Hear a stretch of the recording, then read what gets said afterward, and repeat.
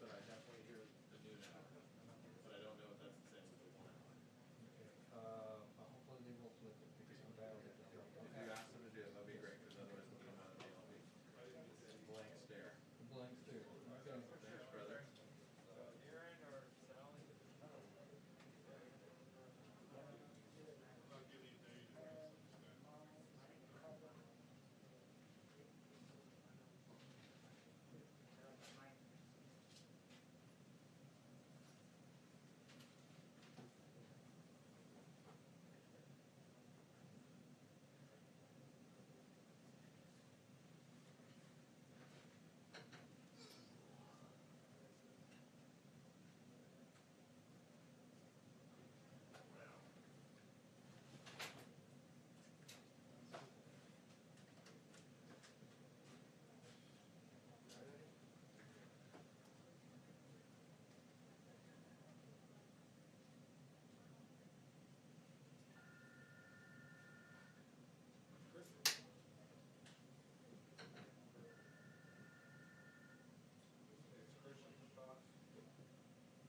Make it easier,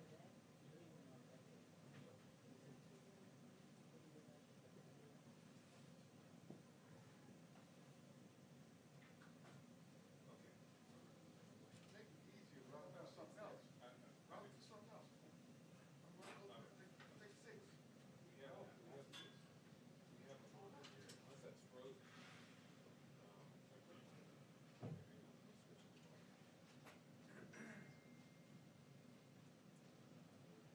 Two-minute warning on the briefing. 2-minute warning on the briefing. Thank you.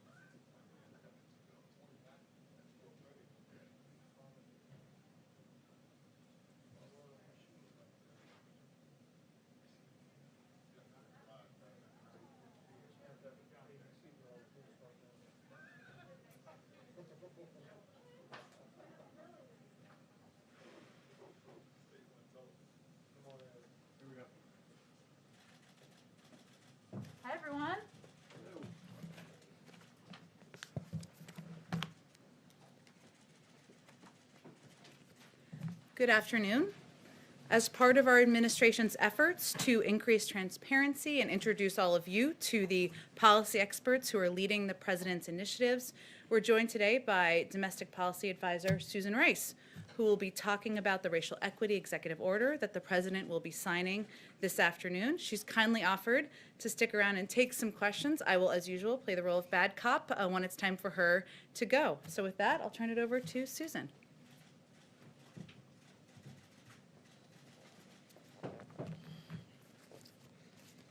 Good afternoon, everyone. It's good to be back. Jen, thanks. The President has committed the whole of our government to advancing racial justice and equity for all Americans. I'm leading this effort out of the Domestic Policy Council. I've assembled a first-rate team to drive this agenda forward. We'll hold the federal government accountable for advancing equity for families across America. I have the support of every White House office and every agency in this work because, as President Biden has made clear, advancing equity is everybody's job.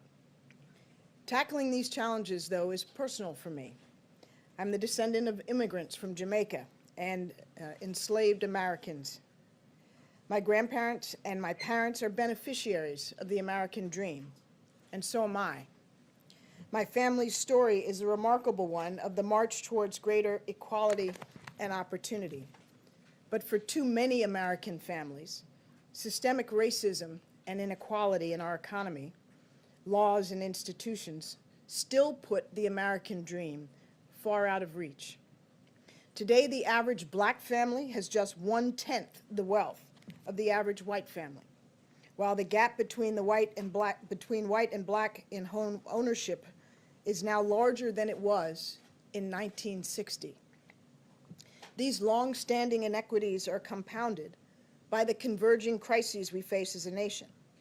Americans of color are being infected by and dying from COVID-19 at higher rates. 1 in 10 black Americans and 1 in 11 Latino workers are currently unemployed. By some estimates, 40% of black-owned businesses have been forced to close for good during the COVID crisis. Black and Latino families with children are twice as likely to be experiencing food insecurity during the pandemic as white families. And black and Latino Americans are 2.8 times more likely to die of COVID-19. And for Native communities across the country, the overlapping economic and health crises have devastated tribal economies and healthcare systems. These are desperate times for so many Americans, and all Americans need urgent federal action to meet this moment. Today, President Biden will deliver a national address on his plans to advance racial justice and equity, starting with an equitable and inclusive recovery. President Biden will renew the federal government's commitment to making the American dream real for families across the nation by taking ambitious steps to redress inequality in our economy and expand opportunity for communities that have been left behind, including communities of color. His economic plans make historic investments in underserved communities and put equity at the heart of our recovery. His ambitious agenda builds on a legacy of Americans forging opportunity out of crisis. These aren't feel-good policies. The evidence is clear. Investing in equity is good for economic growth, and it creates jobs for all Americans. Economists have estimated that the U.S. economy has lost a staggering $16 trillion over the last 20 years because of discrimination against families of color. If we closed racial gaps in income and opportunity, these same economists have estimated we could add $5 trillion to the U.S. economy over the next 5 years and add over 6 million new jobs for all Americans. So building a more equitable economy is essential if Americans are going to compete and thrive in the 21st century. We've hit the ground running to embed equity throughout the administration. On day one, the President signed an executive order directing an unprecedented whole-of-government initiative to embed racial equity across federal policies, programs, and institutions. That starts with a review of policies and institutions to redress systemic racism where it exists and to advance equity where we aren't doing enough. Every agency will place equity at the core of their public engagement, their policy design and program delivery, to ensure that government resources are reaching Americans of color and all marginalized communities, rural, urban, disabled, LGBTQ+, religious minorities, and so many others. The President has put equity at the center of his response to the COVID-19 and economic crises.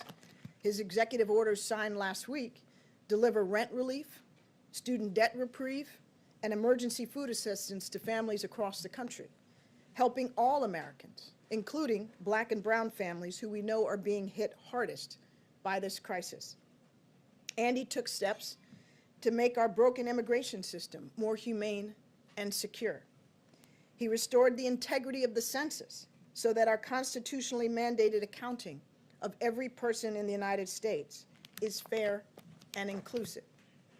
And even before taking office, President Biden released his American Rescue Plan that will make historic investments in advancing equity. Independent economists estimate that his plan will cut child poverty in half. Cut child poverty in half for all Americans and reduce overall poverty by 30%. Black American families this year will face a poverty rate of 20% if Congress does not act on the American Rescue Plan. But if enacted, the poverty rate would fall by over 1/3, and it'd fall by 40% for Latino families and by 1/5 for Asian American and Pacific Islander families. The American Rescue Plan also provides critical relief to Native American communities and tribes. These investments will lift over 8 million Black, Latino, and Asian Americans out of poverty and provide relief across sectors where families of color are most disproportionately impacted by this crisis, in food and financial security, healthcare access, and education and child care. Today, President Biden is continuing his commitment to embedding equity at the center of his agenda by signing an additional package of executive actions. The President will sign a memorandum directing the Department of Housing and Urban Development to mitigate racial bias in housing and affirmatively advance our nation's fair housing laws. He will also sign an executive order directing the Department of Justice not to renew any contracts with private prisons. Private prisons profiteer off of federal prisoners and are proven to be, or found to be by the Department of Justice Inspector General, to be less safe for correctional officers and for prisoners. President Biden is committed to reducing mass incarceration while making our communities safer. That starts with ending the federal government's reliance on private prisons. The President will also sign an executive order reinvigorating the commitment of all federal agencies to engage in regular, robust, and meaningful consultation with tribal governments. And the President will sign a memorandum directing all federal agencies to take steps to combat xenophobia and acts of violence against Asian Americans and Pacific Islanders who have been targeted by political leaders in our nation's response to COVID-19. Again, these are continuation of our initial steps to advance racial justice and equity through early executive action. Beyond this, the President is committed to working with Congress to advance equity in our economy, our criminal justice systems, our healthcare systems, and in our schools. As I've said many times in my personal capacity, and I'll say again, I believe we all rise or fall together. Advancing equity is a critical part of healing and of restoring unity in our nation. The President will have more to say about all of this later this afternoon, and I'm happy to take a few of your questions. Peter? Ambassador Rice, thank you.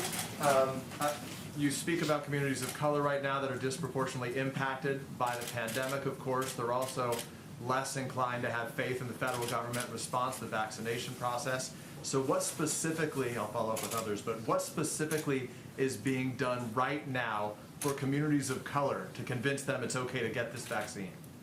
Well, Peter, I will leave much of this to my colleague Jeff Zients, who's leading our COVID response, but I think two important points. One, we have established within our COVID task force an effort on equity, and that includes obviously racial equity, that will focus on health disparities, but also on the reality that there are Americans who, and particularly Americans of color, who, for very valid historical reasons, are skeptical and reluctant.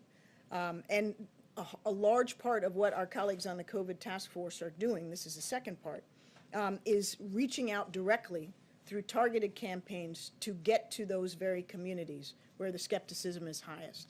And that's vitally important because as communities of color are suffering disproportionately, may have less access to information about the vaccine and the ability to easily go online in some instances and get an appointment, we have to take those additional steps to ensure that they are aware of its availability, they can get appointments, and that they understand that the vaccine is safe. Let me ask you, I have a couple things. One's news of the day, but another one, there's a lot of day one promises right now. Jen does news of the day. Okay, fine. Let me ask you, We'll do the whole thing after that. on February 20th of last year, President Biden said, my first day of office, I'm going to send a bill to the Congress repealing the liability protection for gun manufacturers, closing the background check loopholes, and waiting period. So what happened to that day one promise? Well, I think you've seen that we have rolled out an unprecedented number of early executive actions. And as you've heard Jen say and many of my colleagues say, this is just the beginning. We have 1,454 more days left in President Biden's first term. And so give us a little something to do over the next few days. Cecilia? Thanks, Jen. Thank you, Ambassador. A housekeeping question, if I may, and then a follow-up. Can you speak specifically to what this does as it relates to immigration and immigrants? Does this cover particularly the prisons and private prisons housing immigrants, undocumented immigrants, tens of thousands of whom are facing deportation in privately run prisons right now? This order today applies to the Department of Justice run prisons. It is not, in this instance, applicable to those run by other agencies. Not ICE, not anything like that. Okay, and then going back to January 6th and what we saw just a few weeks ago at the Capitol, when we saw people roaming that building carrying Confederate flags, wearing anti-Semitic shirts, we saw lawmakers in that group, we saw firefighters in that group, we saw military veterans in that group. What are you doing to address this issue of white nationalism? And how concerned are you about the threat of from some of these groups leading into this impeachment trial in 2 weeks? Well, I think we have seen, and it's been plain for all Americans on their television sets, just how serious a problem we face from nationalists and white supremacists who have demonstrated willingness to resort to violence in some instances. And that is why the president has ordered the intelligence community to compile a comprehensive assessment of the nature of this threat and challenge and its origins and roots, and thus provide policymakers with inputs that will be very important to address this challenge. The National Security Council has set up a capacity within the NSC to focus on domestic violent extremism and to ensure that we are within the White House and within the interagency coordinating efforts to craft and implement policies that will address this. So we're taking it quite seriously. And why doesn't this address the ICE private detentions? It addresses the Department of Justice prisons in the first instance. It's silent on what may or may not transpire with ICE facilities. There was a Department of Justice Inspector General report in 2016 that underscored that private prisons funded by DOJ were less safe, less secure, and arguably less humane. This was the Obama-Biden administration took steps to end renewing of contracts for private prisons. Trump administration reversed that, and we're reestablishing it. Go ahead. And I know we met this morning, but tell us your name again. Mario Parker, Bloomberg News. Thank you, Ambassador Rice. Two questions. The first, what will the administration do to address the relationship between communities of color and police, particularly as part of the mass incarceration component? And then second question, Republican legislatures have signaled that they're going to look to roll back some of the voting procedures from the last election. We know that that's centered in some of those swing states and largely black and brown communities. What's the administration going to do about that as well? Well, with respect to prisons, policing, the entire basket of very important criminal justice reform issues, this is something that we are committed to addressing, and we will have more to say on criminal justice in the coming weeks, including on matters related to policing. So please stay tuned for that. With respect to efforts to roll back the access to the ballot, this is something that I expect that the President will address in his remarks today. It's a matter of real concern because we ought to be in the business of encouraging and enabling all Americans who are eligible to vote to be able to vote. And that's why we will continue to work with Congress on its various efforts to advance democratic reforms. There's legislation on the Hill that would move us in that direction, including restoring and revitalizing the Voting Rights Act. Jonathan, you'll have to be the last one, but Susan will come back, I'm sure. You gonna let me come back? Rice. We'll welcome you back. Go ahead. Thank you, Ambassador. These measures here are executive actions, which of course could be overturned and reversed by a future president.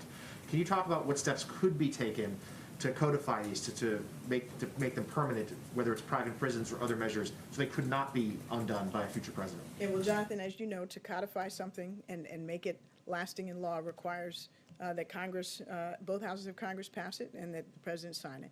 And for this, as well as many other things, there will be areas where legislative actions are the best and most durable approach.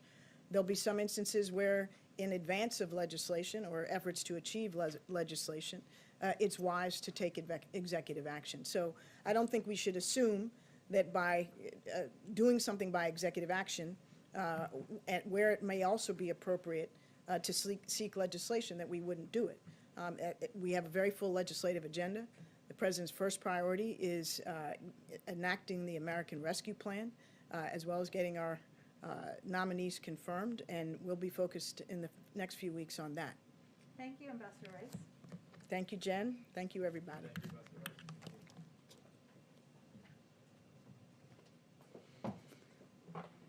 Okay, just a couple more things at the top, and then be happy to take your questions. The President and his team have been working around the clock over the past 6 days to make meaningful progress on vaccinating as many people as possible. As we've talked about in this room before, increasing the vaccine supply and building increased cooperation between the federal government and state and local leaders on the ground is key to getting that done. The President will speak later today on those efforts and provide an update on his team's work to bolster the vaccine supply available so that we can in turn get more shots into Americans' arms as quickly as possible. And I'll also add, as many of you have reported, there are some calls this afternoon with governors to brief them on these plans and give them an update on how we will continue to work together even more efficiently. Couple other things. Earlier today, the first female Vice President swore in the first female Secretary of the Treasury. What's that for history? Dr. Janet Yellen. Today, of course, is a pretty historic day. And this afternoon, the Vice President will make her first visit to a federal agency, the National Institutes of Health, where she and the second gentleman, will receive their second dose of the Moderna vaccine. The Vice President will thank Director Collins, Dr. Fauci, and the staff of the NIH for their work to develop the vaccine and efforts to keep Americans safe. She will also make the case that Congress needs to immediately pass the American Rescue Plan, which includes $20 billion to invest in local community vaccine distribution centers in the hardest hit areas. Her remarks on the vaccination at NIH will be live streamed on the White House YouTube channel, so you can all tune in for all of that. Okay, Jonathan, kick us off. Thank you, Jen. First, on the response to the pandemic, two matters there. First, could you give us provide us a little more details to how much more of the vaccine is going to be distributed and how quickly to these states? We've heard governors sound the alarm that they are desperately low on what they need. And then could you talk about, has CDC considered, and would the White House support a measure for testing for all passengers on U.S. domestic flights? Well, Jonathan, on the first, part of our effort is certainly to ensure we are more effectively and efficiently working with governors and local officials who have expressed some frustration in recent weeks about the lack of information and the lack of a federal plan. We've only been here 6 days, but we want to take steps as quickly as possible to address that. And part of that will be what the president updates us all on this afternoon. And I would be a very short-lived press secretary if I got ahead of the president. And we're having so much fun in here, so you don't want that to happen. On the second question on testing, we're constantly evaluating, of course, our medical and health experts, steps that need to be taken to keep the American people safe. We announced some travel restrictions, as you know, yesterday. I don't have any additional restrictions to preview or announce for all of you. I will remind you that tomorrow is the first day of our briefings that will be happening approximately 3 times a week that you can all tune in and learn more from our health experts on our plans. And on another matter, on impeachment, the president yesterday in an interview said that he did not believe that former President Trump would be convicted and therefore removed from office, but said he felt like the trial had to go on anyway. Could you please explain what he meant by that? Sure. Well, let's put this in context of last night. So last night, the House impeachment managers delivered the articles of impeachment to the Senate with a dramatic walk over, as you all carried on television. The president was referencing a fact that he referenced in his statement just a couple of weeks ago when the House passed the articles of impeachment themselves, which is that now it, of course, will move on to the Senate. As he also said at the time, he hopes, and I'll quote him here, the Senate leadership will find a way to deal with their constitutional responsibilities on impeachment while also working on the other urgent business of the nation. He still continues to feel that way. So last night they delivered the articles. The next step, as you all have reported and people watching at home know, is for the Senate to proceed with their trial. He's going to allow them to move forward at the pace and manner that the leaders in the Senate determine. And I can promise you that we will leave the vote counting to leaders in the Senate from now on. Last follow-up and then hand off. On this, though, why is the president so reluctant to express his personal opinion as to what happens here? We understand he's not in the Senate anymore, but he is the leader of the Democratic Party. Why won't he say what he believes should happen? Well, the president believes that the Senate has the constitutional duty to proceed as they see fit on holding the former president accountable. He spent 36 years in the Senate. He's no longer there. As the president of the United States, he feels his role is to deliver on what he promised for the American people. So that's what he's trying to do every day. Go ahead, Peter. Just a little housekeeping as it relates to what's going on in the Senate right now. When is the last time that President Biden spoke to Leader McConnell? He has spoken with Leader McConnell, as he said. It's spoken with him a couple of times, but I'm not going to. I'm not going to read out specific calls to all of you on the pace or number of their phone calls. I guess the question is, this is someone who has always said, the president, that his strong suit is the ability to work with both sides of the aisle. And he criticized the previous administration for not bringing lawmakers here on COVID relief to sit down in the Oval Office. So why not say to Democrats and Republicans, come to the White House right now, let's hash this out, and let's get it done? Well, I know that would make for excellent television and quite a dramatic moment here at the White House. But he is in close touch, as our team is, members of our senior team, as you know, Brian Deese, a number of senior officials here at the White House, speaking with different caucuses in Congress, Republicans, Democrats, people from different wings of different parties about our plans and our commitment to getting the COVID package passed. But our view is that a lot of those conversations should happen one-on-one, should happen in small groups, and that's the most productive way to move this bill forward. Let me ask you if I can. There seemed to be a little bit of disagreement in terms of the way both Dr. Fauci and President Biden viewed herd immunity and when we get out of this pandemic right now. We heard the president yesterday say, I feel confident that by summer we're going to be well on our way towards herd immunity. Dr. Fauci said that he thought this would likely occur where we were closer to being back to normal by this fall. Just so it's clear for Americans what the administration is promising or telling them, When should we expect that takes place? Well, the president is certainly pushing his team every day to deliver results as quickly as possible. So as part of his comments yesterday, he also talked about his desire to ensure there's greater availability in the spring, and certainly his hope that every American will, that more Americans will have access as quickly as possible. But he has also said many times it will take months and months for a broad swath of the population to be vaccinated. And as always, he's guided, as we all are, by scientists and medical experts, and certainly Dr. Fauci's guidelines of when we can expect for a broad swath of the population to be vaccinated. For specificity on the vaccine stockpile yesterday, you didn't have a specific number. CDC Director Rochelle Walensky didn't as well. What is the stockpile right now? Where do we stand at this moment? Well, the president is going to have more of an update later this afternoon, as I previewed earlier. Do we know the answer, I guess? Do we have our hands around that? Well, certainly there is we monitor updates on a daily basis through Tiberius and multiple systems that have available information on vaccine numbers that are distributed to states, what states have received, what they have distributed, and we've been connecting all the dots to ensure we have our best understanding of where the holdups are. And we, of course, have that assessment, but we're continuing to dig in every day on what the issues are. Why isn't the vaccine getting out to states? What is the holdup with vaccinators? Why aren't there more vaccine sites that are getting the supply they need? But later this afternoon, he'll have more of an update on our additional vaccine supply that we'll make available to states. Go ahead, Peter. Thank you, It's a Jen. Peter row up here. Pete and Pete, or Pete and repeat, I guess. So the jokes could go on. Thank Go you. ahead. Yeah, let's do that.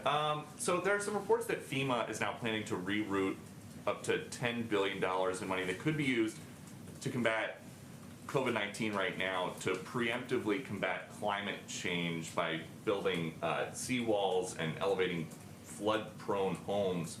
And I'm curious if there has been any thought given to waiting until COVID is behind us to do that. Peter, I had not actually seen that report before we came out here. As you know, and I'll just repeat, the president's first priority is getting the pandemic under control and doing everything needed, putting all of the necessary resources behind that. But I'm happy to circle back with our team on that specific report. And another question, the president says that he hopes that the Senate leadership can continue, can do the Senate impeachment trial while working on the people's business.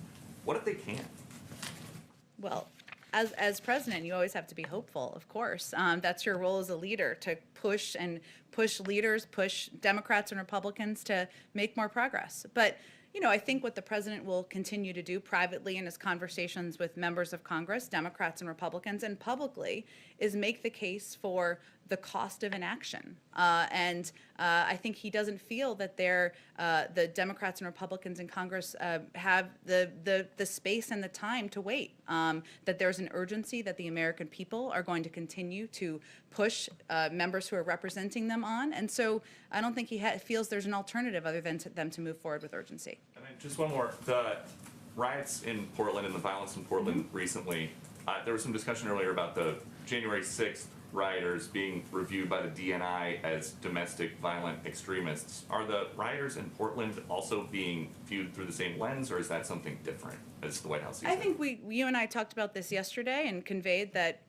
all violence happening around the country will be reviewed as a part of the tasking that was done by the national security team. But I don't have anything to preview on it. Cecilia, go ahead. Thanks, Jen. On COVID relief, we've heard Republicans come out in opposition in broad brushstrokes at this point. But in terms of the conversations that Brian Deese is having, or the president for that matter, or anyone on your team, has any Republican come forward to give you an alternative? What is happening with these negotiations? What are they telling you that they want to go, to stay? What's the without you negotiating from here, but what alternatives are they giving you? Well, Cecilia, you have the benefit of having covered Congress for quite some time, and you know none of them are quiet about what they like and don't like, and they often say it publicly. So the president and members of our team are hearing many of the same expressions of support and sometimes expressions of questions about whether the package needs to be the same size, whether it's targeted, whether it should be targeted in this way. Those are the same questions that they are hearing privately. And but what the president is also hearing privately, and what members of our team are also hearing privately, is that they expect him to be focused on this package, and they will be as well. And they hear and understand the urgency. And as you know from covering this for quite some time yourself, oftentimes things come together right before there's a vote, right? The president kind of alluded to this yesterday, but we feel democracy is working how it should. He laid out his big package, his big vision of what it should look like, and people are giving their feedback, and he's happy to have those discussions and fully expects it's not going to look exactly the same on the other end. And on the stockpile assessment, I want to flip the answer that you've been giving, saying that it's 5 days or 6 days. Give us some time to catch up with this. I understand that. On the inverse, it's been 6 days. Mm-hmm. Why don't we know exactly what is in this stockpile? What have been the hurdles, the biggest hurdles in getting that answer? Sloughy, you probably heard this yesterday, defended the program Operation Warp Speed, saying that the results were exceptional. So why is it taking so long? I'm not 6 days in. six days in. Well, 6 days in, the president is also giving an update on steps we're going to take to provide more vaccine supply to states across the country. In response to their concern, there has not been a federal plan in place, and that they haven't received the coordination, cooperation, and information they desired. So in my view, that's a pretty rapid response to states' concerns. We do have an assessment. As I referenced Tiberius, which is quite a name for this website, I will say. Sounds like a magical creature a little bit to me, but it provides vaccine information, publicly available information on vaccine supply that's gone to states and what's been used. It doesn't mean it's perfect. Oftentimes it isn't. But our concerns and our focus is not just on the supply. That's part of the issue. It is also about ensuring that states have the number of vaccinators they need. So that means people who are literally taking the shots and qualified to put them in the arms of Americans. And some states and some communities don't have people who are able to do that. And vaccine centers and places where people can go and receive the vaccine. So there's multiple steps in this process, and our focus is on ensuring not just the supply is at the rate it needs to be, and that states have more advance notice. This is one of the things governors will tell you and have told us, that it is very difficult for them when they find out a day before, or a couple days before, that they're going to run out of supply, or when a next supply shipment is coming. They want more time. That's something we're also working on. So those are all pieces that are a part of this Herculean operational task that our team has undertaken. Go ahead, Mario. Thanks, Jen. Senator Schumer last night said that he wants President Biden to consider declaring climate change a national emergency, to give him powers similar to what his predecessor, President Trump, did with the wall. Is that something that the president is considering?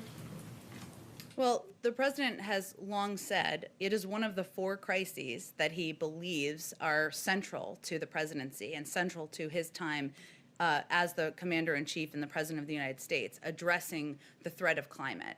So he is not only taken actions, executive orders, taken actions that fall under the purview of the president, but also he has pushed to find ways to work with Congress on taking additional steps moving forward too. There'll be more we have to share on our efforts on climate in the days ahead, but I don't think Leader Schumer has any doubt about the president's commitment to this, and certainly the fact that he has called it a crisis. He's said it is central to the issues he wants to take on in his presidency, speaks to his commitment to the issue. Go ahead. So 2 more questions to bring it back just to COVID response for a second. So first, one of the questions that's come up is how much money is needed exactly to respond to the emergency that we're in. Is it 1.9 trillion? Is it some other figure? Do you have an assessment just of how much money is left from Congress's last allocation towards these issues? How much is left to spend? Well, as Brian Deese, the NEC director, Brian Deese, said last week, the problem with focusing on the $900 billion package as the answer to our current problem now is catching up for what had not been done for the prior 6 months. So what we're really focused on now is what is needed for immediately now, of course, but also in the months ahead. And as I was alluding to a little bit earlier, the way the president thinks about this is what the cost of inaction is. So if you look ahead, it's critical, and I talked about this a little bit yesterday, that we don't get anywhere near the March cliff, which would mean the end of eviction and foreclosure moratoriums, the end of $300 additional UI assistance, the end of PPP loan applications for small businesses. And as you all know from covering what's happening in the country, people need security. And what we're trying to do now is provide that. So this package was designed not with a number in mind. We weren't trying to get a shock value, sticker value. The president relied on the advice of economists, of health experts, and others who recommended this is the size and the components that are needed now, not just to distribute the vaccine, but to provide certainty and a bridge to the American people to get to the other side. So, but do you have a number right now for how much is for vaccine distribution alone? How much you have to spend as compared to what you've asked for? I'm happy to check with our team on that, but I will say that what we're looking ahead to is where are we in a couple of weeks and where are we in 2 months? And no one wants to be having a conversation in May about why our schools aren't open and why millions of people have been kicked off of unemployment insurance. So part of our role here is to look ahead, and that's exactly what we're trying to do with this package. So one other issue. The President Trump signed an executive order restricting exports of vaccines that are manufactured within the United States. That order is still in effect.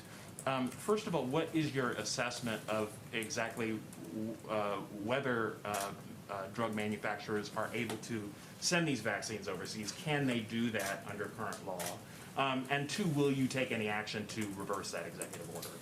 That's a great question, and we've talked about obviously rejoining the World Health Organization and ensuring we are a partner to the global community on this effort only makes us safer and the American people safer, but I'd have to check on the specific export question for you. Go ahead. Jen, the national COVID strategy the administration released just a couple of days ago says that, quote, the United States will accelerate the pace of vaccinations by encouraging states and localities to move through priority groups more quickly. What is more quickly? How should governors interpret that? And will you provide more detailed guidance to state and public health officials on how they should be going through these priority groups? Well, the answer is yes, and part of our effort, as I mentioned, there was a call with governors this afternoon to provide an update on vaccine supply and steps we're taking from the federal government to ensure they have not just the information they need, but also the access to supply they need.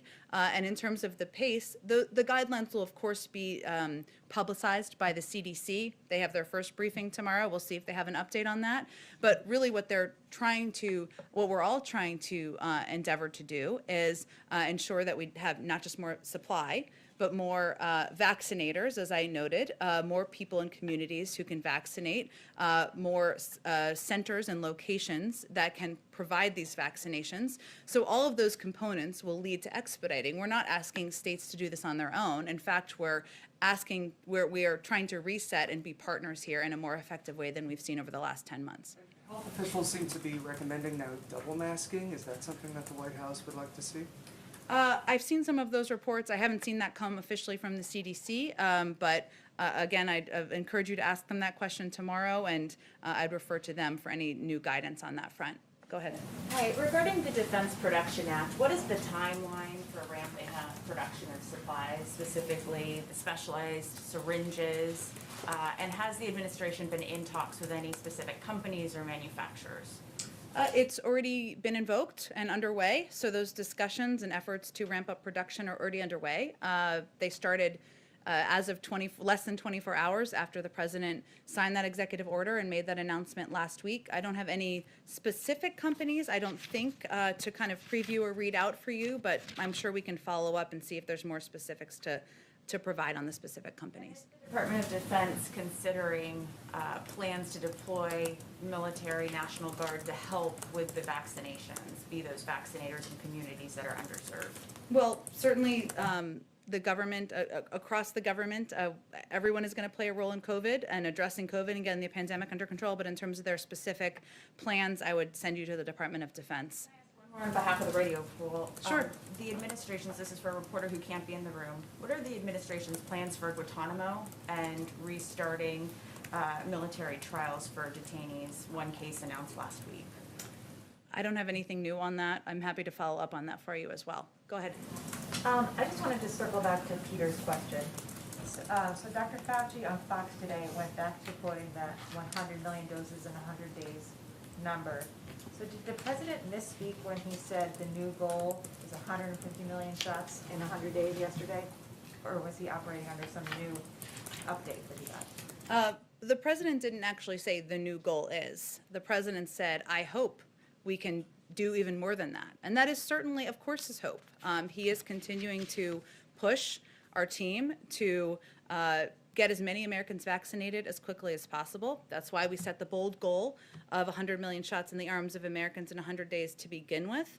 I would just remind everyone, this has literally never been done before. And as what he has asked the team to do and what the team is focused on doing is also planning for contingencies. I mean, we're at war with the virus. So in a wartime theme here, there are a lot of things you plan for, including trucks breaking down, freezers breaking, needing to plan for that, not having vaccinators in a location to be able to put the syringes in people's arms. The 100 million number, though, would be a more accurate number to be cited. That's the number we set based on the recommendations of health and medical experts, continues to be our goal.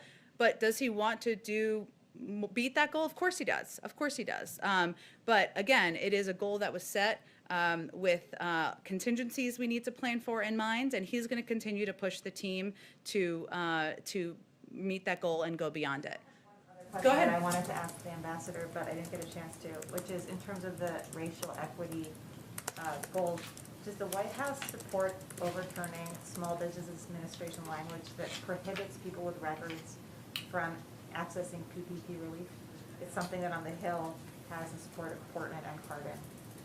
I know I had talked a little bit with our economic team about this issue earlier, but I'll have to circle back with you on it. It's a good question. We'll bring Ambassador Rice back, but we'll circle back with you on this today.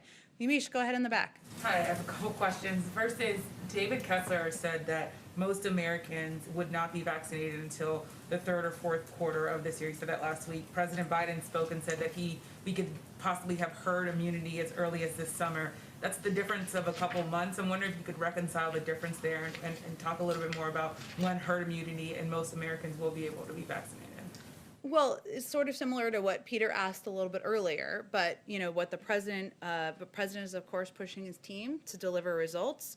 And his goal is to ensure there is a greater availability in the spring and that it continues to improve in the summer. Everybody won't be eligible this spring, as you all know, even as the CDC continues to provide updated guidance.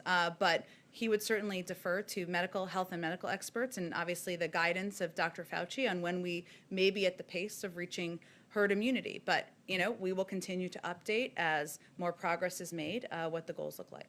Following up on that, in terms of data collection, it's my understanding that something like 50% of the vaccinations are coming in without racial data. Is that accurate, or is there something else there? I'm wondering how you'll measure success in vaccinating people of color and vulnerable communities if you don't have the data on who's getting vaccinated. And will we seeing kind of mobile outlooks, mobile outreach to those communities in terms of vaccines? When might we see that? Yes, absolutely. That will be part of it, but also part of it will be working with pharmacies and working with health centers in communities so that communities across the country, rural communities, communities of color, have easier access to know where they can go and get a vaccine. But this is going to be hard, and we are not trying to sugarcoat that, and it will be very challenging. This is why everybody who comes and speaks about COVID talks about the challenge of vaccine hesitancy and how we're going to overcome that. And it won't just be about having centers. It will also be about overcoming a lot of these contingencies I've mentioned that we have to plan for, about more effectively communicating with people about the safety of the vaccine and really being thoughtful about who we're using to communicate. So it is going to take a multifaceted approach, and we are open-eyed about the challenge. Data part of that question, is it accurate that there's very little racial data, or at least less than 50% of racial data coming in on vaccinations? I would refer you to the CDC, and I know they'll have their first briefing tomorrow, and that sounds like a great question to ask them. Susan Rice, she couldn't take all the questions, so maybe I'll ask you the same, the question I was gonna ask her, which is, we've seen after January 6th, there is obviously this issue of white supremacy and racism coursing through our country. What's the biggest challenge when you think of equity in this country, and how do you measure success for something like that, especially when we think of all of the different ways that our country is dealing with it? I know these EOs are about housing and about criminal justice, but can you talk a little bit about how you're gonna measure success and what the federal government's role is on something so big as inequality and racism? Well, I think what Ambassador Rice was conveying to all of you, and obviously what the president will sign later this afternoon, is an executive order that makes racial equity and addressing racial equity a priority across the government. And what how the president talks about this is that far too often we think of racial issues that are in the racial equity bucket, shall we say, are only related to a couple of categories, and that's just not accurate. We need to address racial equity in terms of health disparity. We need to address it in terms of access to lending and to loans. We need to address it in terms of biases and discrimination as it relates to housing. And so what this executive order will do will make it a priority and infuse expertise and personnel to ensure we are addressing issues that impact communities of color across the country every day, and not just every few months when it's an issue that comes up and prompts questioning. Go ahead in the back. Thank you, Jen, and thank you for making sure that everybody gets the opportunity to ask questions. I really appreciate that. I've got one on housekeeping real quick, and then I've got a domestic and a foreign policy question. So you got some beautiful screens behind you. Your predecessors have rejected multiple requests to bring back the Skype seat to the daily briefings for the benefit of reporters who are trying to stay safe during the pandemic by working remotely. Would you consider bringing back the Skype seat? We would.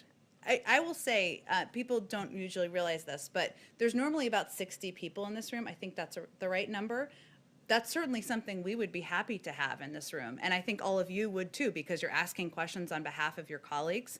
But we also, we rely on the advice of our health and medical experts on what's safe, not just for us, but for all of you. And having everybody sit seat by seat wouldn't be safe. I know that's not what you're asking, but we'd certainly be open to taking questions via Skype.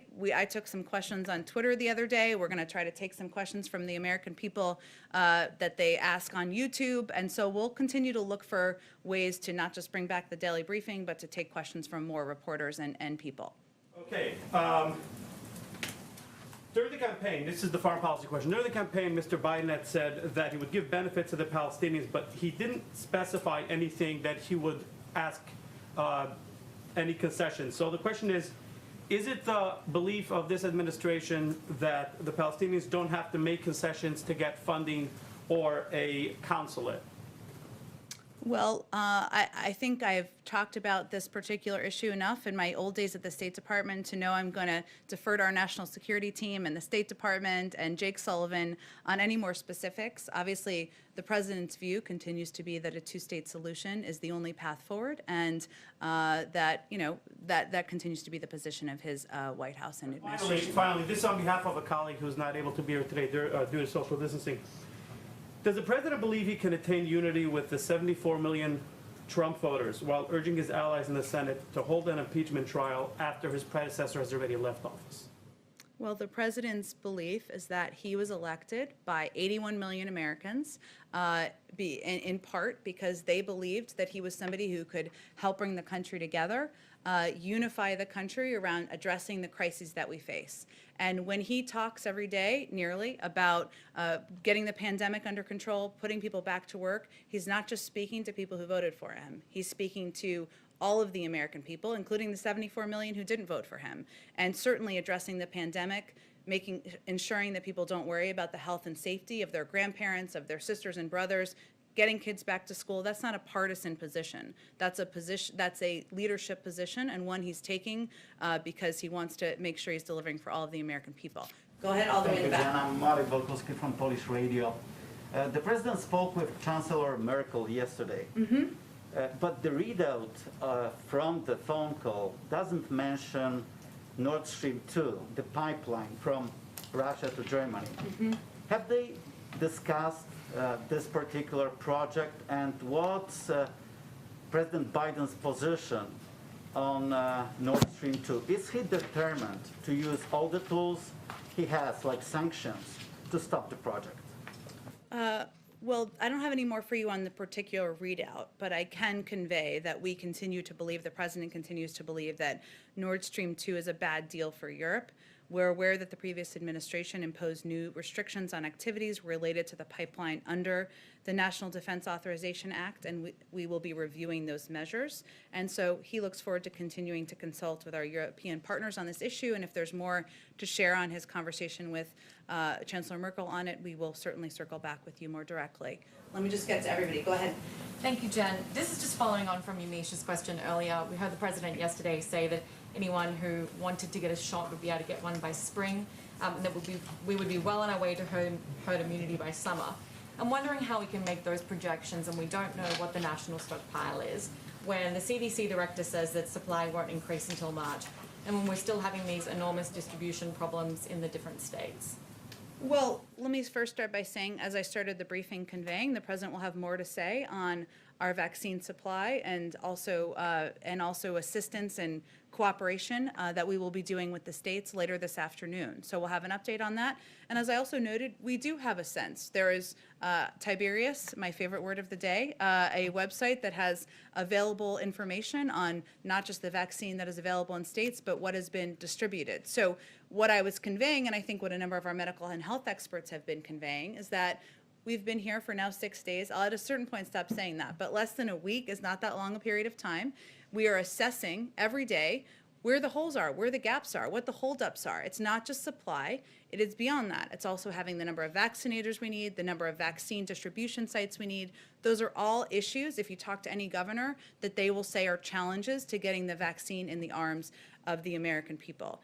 And what the president's goal is ensuring that there's greater availability in the spring. He will push his team. He pushes his team on COVID and updates on it, even when it's a meeting about other issues. This is his focus every single day. But the fact is, every American is not going to be eligible this spring. We're going to continue to increase supply. That's part of it.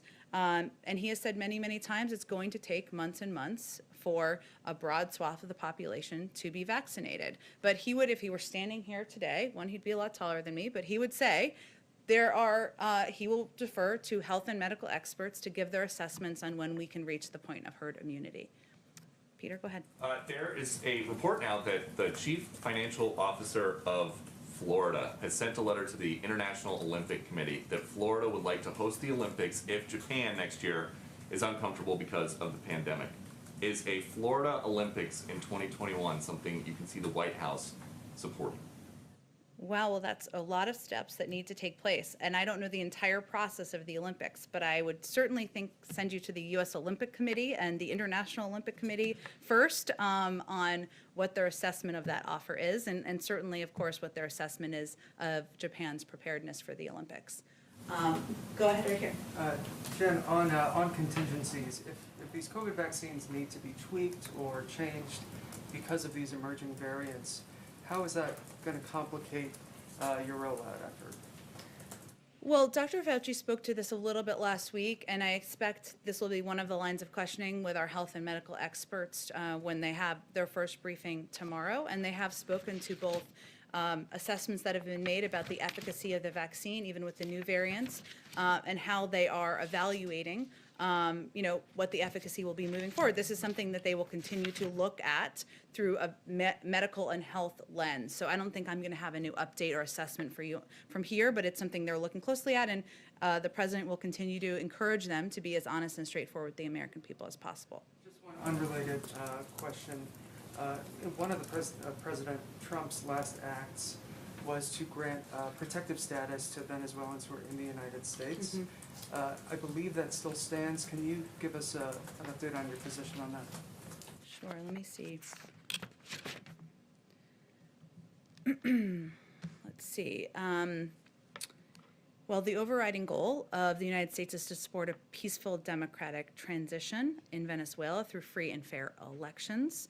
He has long been clear, the president that is, that his administration's approach to Venezuela will focus on addressing the humanitarian situation, providing support to the Venezuelan people, and reinvigorating multilateral diplomacy to press for a democratic outcome and pursue individuals involved in corruption, human rights abuses, and pursue individuals involved with that. I don't have anything more for you on the status of temporary protected status. That was a mouthful. I will, of course, our national security team is doing a review of all of the positions and put in place by the Trump administration, and we'll provide an update when we have one. Go ahead. One more question. Ambassador Rice outlined all of these disparities when it comes to Americans of color being infected and dying from COVID at higher rates. Does the White House fault the policies of the previous administration for creating those disparities that we're seeing? Well, health disparities in communities of color existed long before the Trump administration took office, and I think that's a statement of fact. But what did not happen was actions put in place to ensure greater accessibility to communities of color for healthcare, greater communications and public campaign about how communities of color could gain access to healthcare and treatments, and certainly the actions taken by the prior administration to for all intensive purposes, destroy the Affordable Care Act didn't help any American and certainly didn't help communities of color. So the vaccine, as you all know, has only, we did not have the scientific and medical breakthrough until late last year. And now it's incumbent upon this administration, the Biden-Harris administration, to ensure that we are taking steps to increase access, but also to communicate more effectively with communities of color about the vaccine and the efficacy of it.